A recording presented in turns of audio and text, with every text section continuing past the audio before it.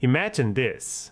A 11 p.m. phone call that escalates into a confrontation over unpaid photocopies, leaving you wondering who really has the upper hand in this battle of wills.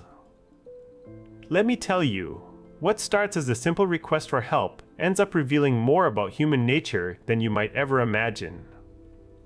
In a world where customer service is key, my job is to support multiple businesses through an out-of-hours service desk.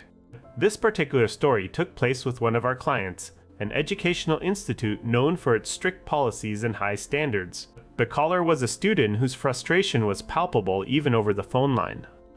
"Service desk. I can't print," came the voice on the other end, dripping with irritation and perhaps just a hint of desperation.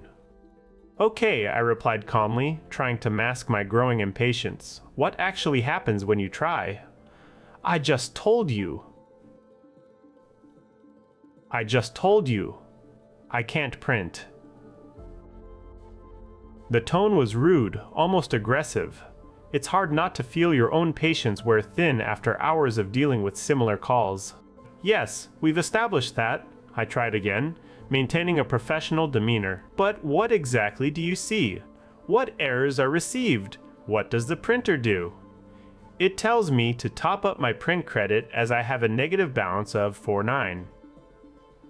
The caller's voice was exasperated now.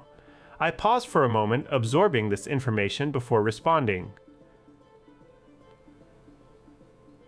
"Hello, are you even listening?" came the impatient reply. "I'm sorry," I said, trying not to let my own frustration show. "But it seems pretty clear. You'll need to clear that 49 outstanding balance before you can print. But I don't owe you any money." The response was immediate and emphatic. "Okay," I replied cautiously, giving the caller room to explain further. "Are you saying this balance has been added to your account in error?" "No." There was a slight hesitation, but then came the reply with certainty. I sighed inwardly, trying to maintain patience. "Can you please explain what you mean by that? Why don't you think you owe anything?" "I was photocopying loads of personal pictures yesterday," the caller explained almost defensively. "And since then, I have this balance. But I don't think I owe this because I didn't get any warnings when photocopying." I felt a momentary pause as it all began to sink in. "But you're aware there's a charge for photocopying?" "Yes, of course I am," came the exasperated reply, almost as if the caller couldn't believe they had to explain this basic fact. "So," I said slowly, trying to keep my tone neutral, "I don't see why you're disputing the balance. You used a photocopier for a large job, and as a result of this, have a negative balance which will need to be cleared regardless of warnings or not. You still used a service at the end of the day. I just need to print now." The urgency in their voice was growing. "Okay," I replied calmly.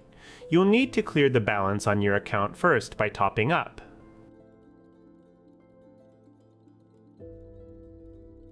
"But this is urgent," came the frustrated reply, almost pleading now. "It's 11 p.m., I responded. "I'm not sure what you're asking me to do. If you want to print, you'll need to clear this balance by topping up your credit," I asked, trying to drive home the point. "Yes," came the reply, a hint of defeat creeping into their voice. "Presumably, you have the documents you photocopied." I pressed further. "Yes," they replied softly. "So you have photocopied documents that you haven't paid for." The silence that followed was heavy with unspoken truths. The photocopier should not be used for personal use either.